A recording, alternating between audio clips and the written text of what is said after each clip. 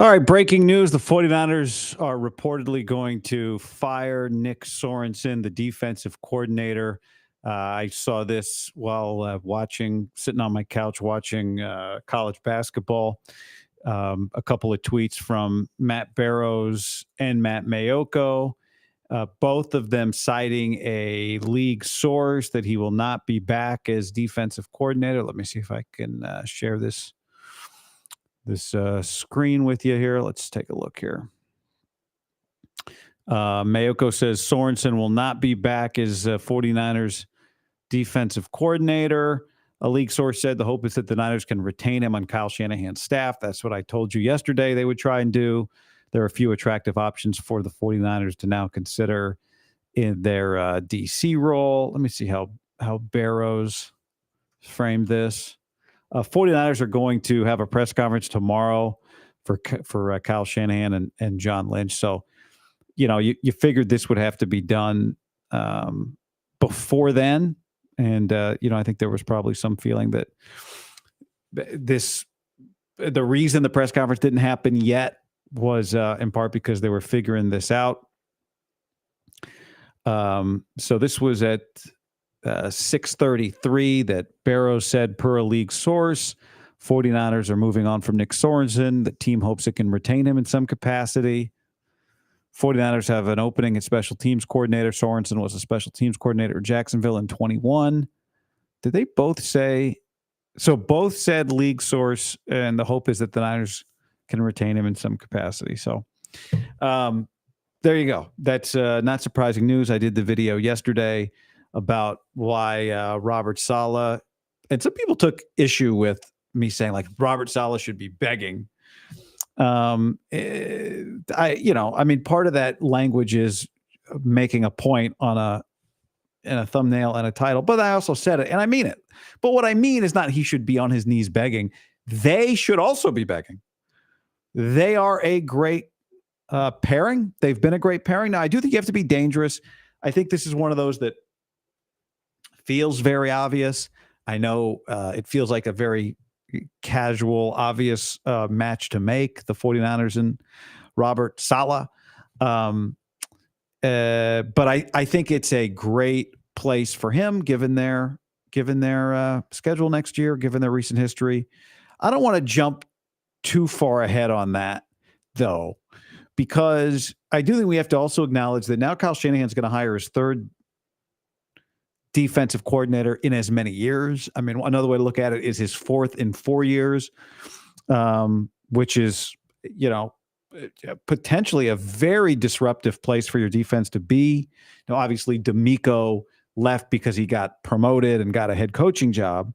So even though it's technically 4 in 4 years, it's his third in 3 years. That's a reaction to D'Amico getting hired. It's been back-to-back failures. That's the point. And so that puts pressure. That does put pressure on Kyle Shanahan to get this right.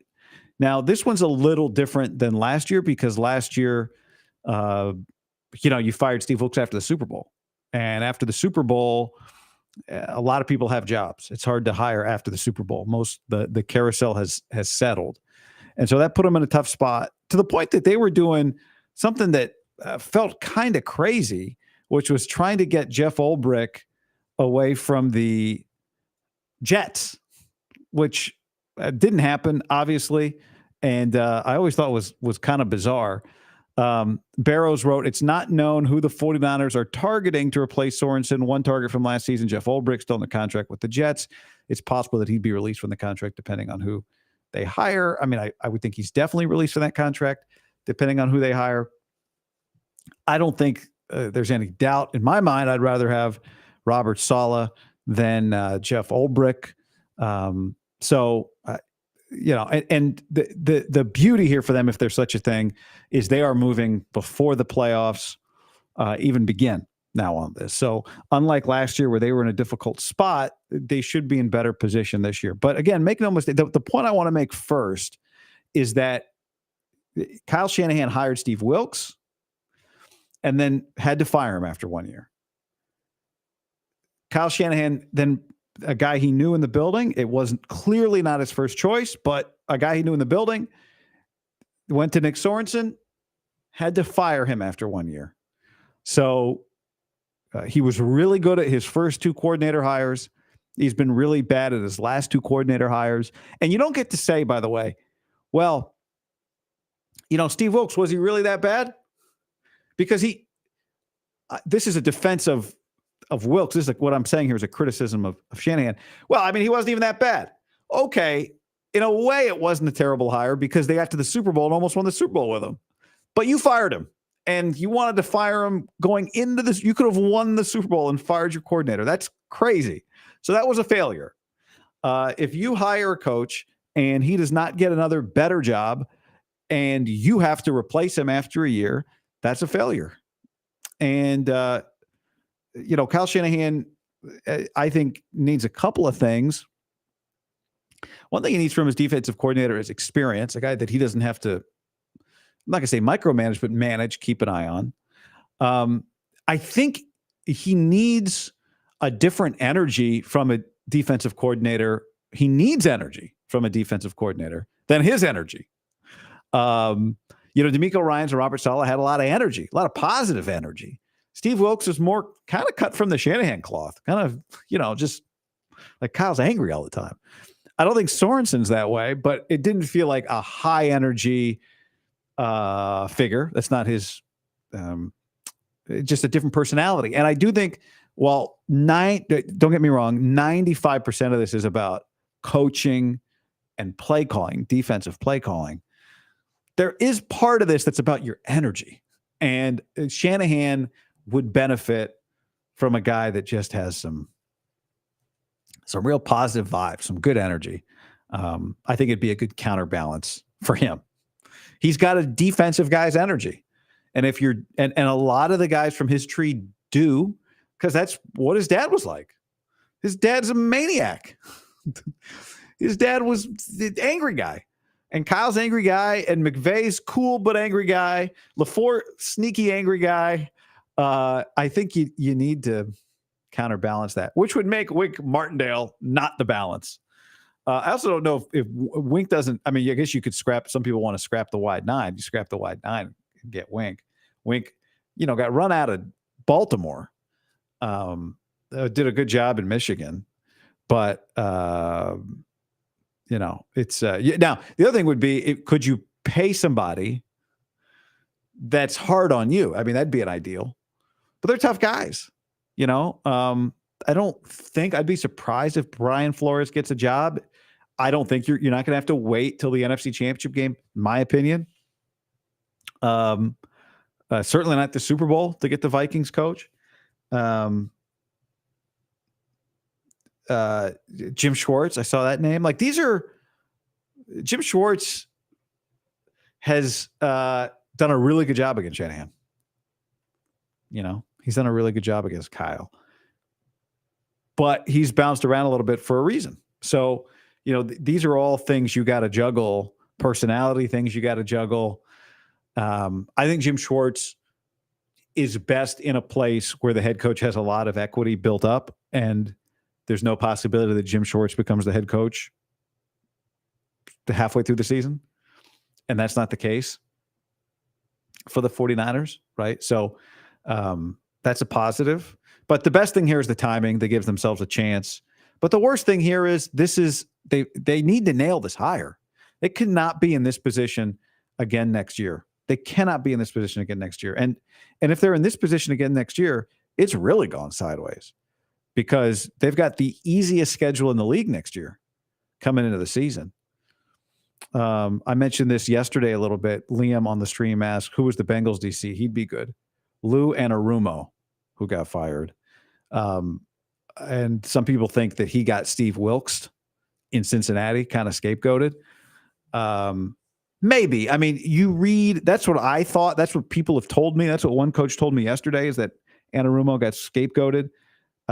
Then you start reading. I started reading some of the Bengals coverage, and there's not a universal feeling that happened. I think there was a feeling that it kind of had a ceiling, that it was a bend or don't break defense, that they spent a lot of money in draft capital on the defensive line. And and it didn't work. And, it's hard to know for me what's going on behind closed doors in Cincinnati, how much, Mike Brown has always kind of, run the football operations.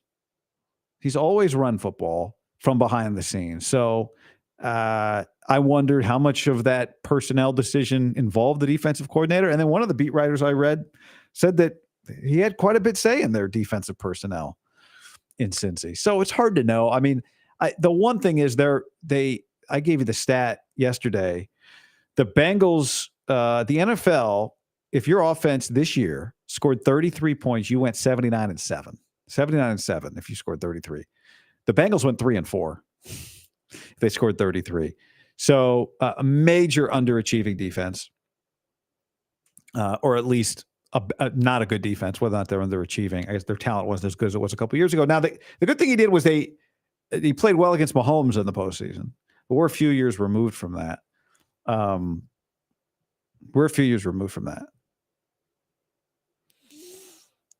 And I think there was this feeling that like they could have a high ceiling, but sometimes would have a low floor.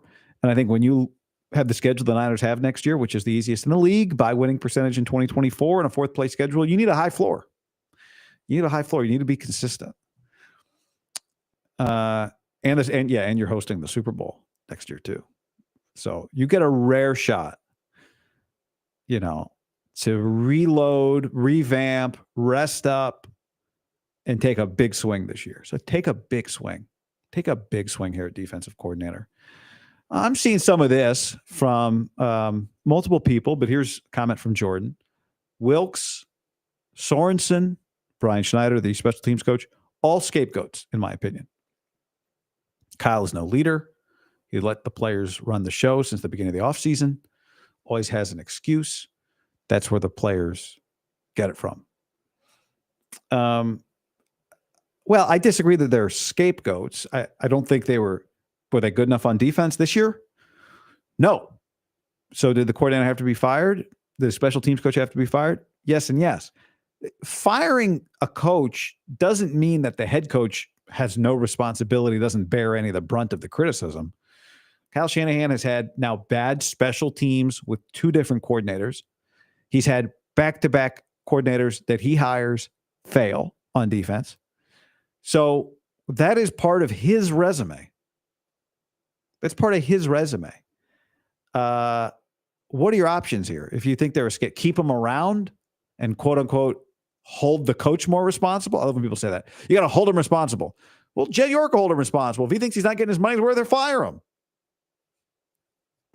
But I mean, that scapegoat's not good enough. That said, and I said this yesterday, and we've said this for a few years now, Shanahan's got to care about, put an emphasis on special teams. To me, most of the best coaches really care about special teams. And because they care about it, they work on it, they prioritize it, and they're good at it. It's not an accident you're good at what you're good at. It's not an accident.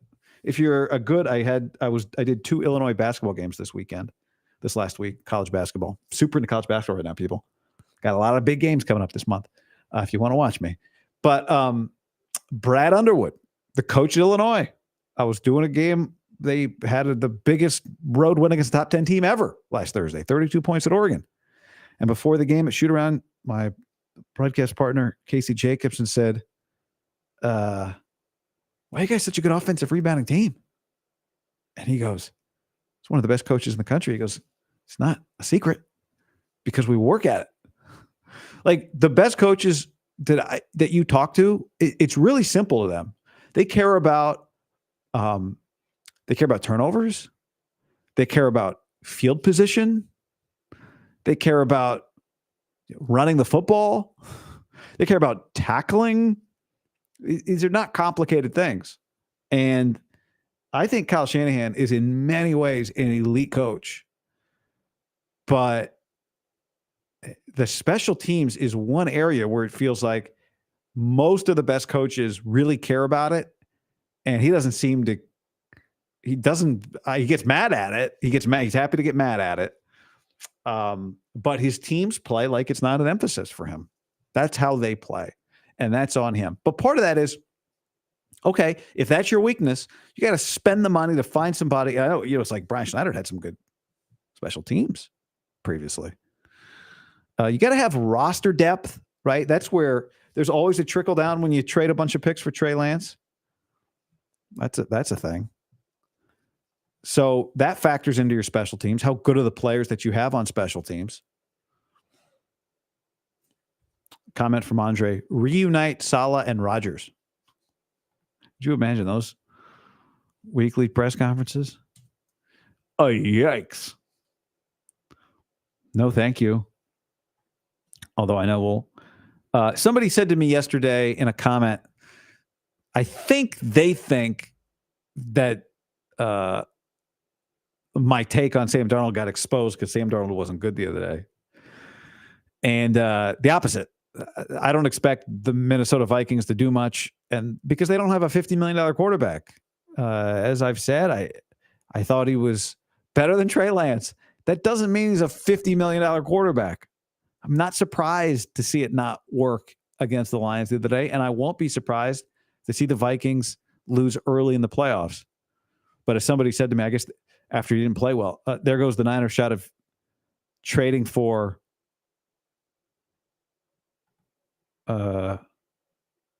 J.J. McCarthy. Sorry, I got distracted by this comment. That was literally one bad game from Darnold. I know. I'm just there is a ceiling on him, and I think we're going to see it in the postseason.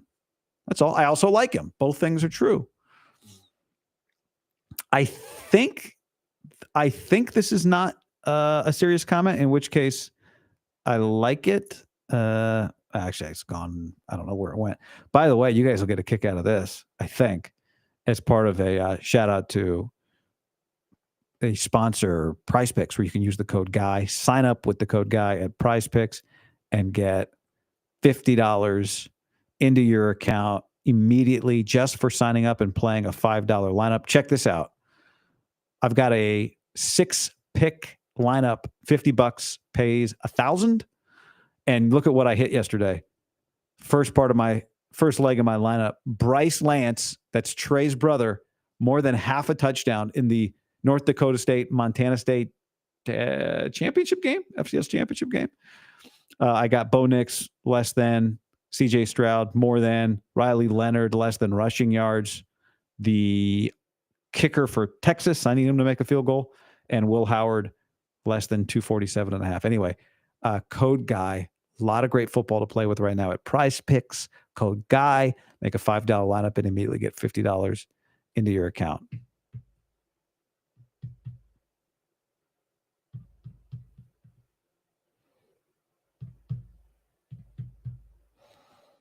Who can we poach from the Chiefs to be our special teams coach and defensive coordinator? Remember last year it's last year now. After the Niners lost the Super Bowl and Steve Spagnuolo needed a new contract from the Chiefs, there was a report. Somebody said, the Niners have inquired about Steve Spagnuolo. The Niners are going to try and get Steve Spagnuolo, which would have been, it just ended up costing Kansas City more money. But there was no shot in hell of that happening.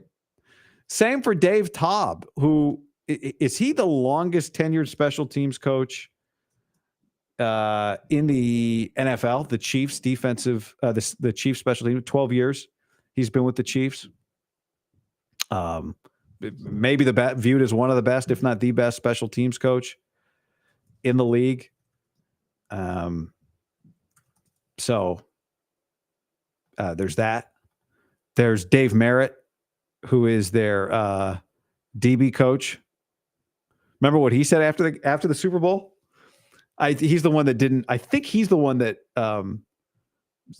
basically was pretty dismissive of Ayuk. I think might have said his name wrong.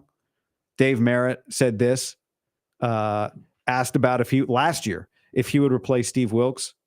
Wilks is looking at this as a blessing. I understand they want to go in a different direction, but if you base it purely off the Super Bowl, that's not the case, and we all know that. There's always something behind a marriage if it's not going well. It doesn't just happen overnight. But if you want to talk about the game, the offense went 3 for 12 on third down. Our offense went 9 for 19. If your offense goes 3 for 12 on third down, is that Wilks' fault? If your tight end who's an all-pro has only 4 yards, is that Wilks' fault? You can feed McCaffrey all you want. he needs help. And then 11, who was trying to fight all game, Akko or whatever, Ayuk, he only had 40-something yards. Was that Wilkes' fault? There was something going on before this all went down, which, yeah, we know that. So I would say we can probably cross Dave Merritt off the list. Guy, what are your thoughts on Danton Lynn from SC? I thought Danton Lynn should have been a candidate last year for the 49ers. I thought he should have been a candidate last year. Now, if somebody brings up Danton Lynn, I really like Danton Lynn. Like, I really like Danton Lynn. Now, he's not the jump around guy on the sideline. He's a little more stoic, but I think he's an excellent coach. Everything I've heard about Danton Lynn from players and coaches on USC staff, he's an excellent teacher. He's a really good teacher. I know you look at SC and go, wow, their defense was not, at first it looked like their defense was good. Turned out UCLA's defense was better where Dan Lynn was previously. SC's personnel was not great. Their key player on defense, their linebacker, Eric Gentry, got hurt early in the year. So I would love, Dan Lynn's been in the NFL. He was a Ravens guy. He was at UCLA for 2 years, did a really good job there. SC looked good early, and then it kind of fell apart on him. But I am pro Danton Lynn. Kid Icarus with a callback to Steve Wilkes. Maybe Sorensen should have been in the booth. Yeah. So there we go. That's the news. 11:30 on Wednesday. They're going to have a press conference, and they'll have to answer for their transgressions. And so we'll look forward to that. But that's all for this. I got to get back to Michigan. UCLA just started, y'all.